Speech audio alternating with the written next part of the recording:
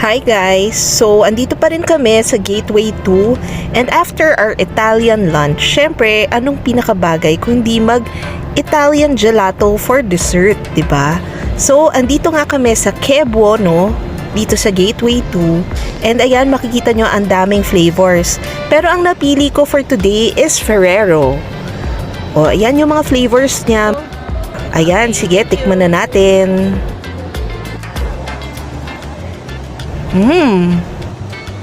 Ang sarap. Grabe lang. Ayan, patikim naman natin kay hubby.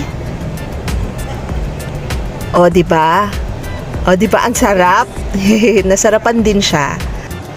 Grabe to guys. Sobrang thick nung chocolate niya and sobrang sarap. Creamy na creamy. Kaya kung nandito kayo sa Gateway 2, try nyo rin dito sa Che Buono. Super sarap.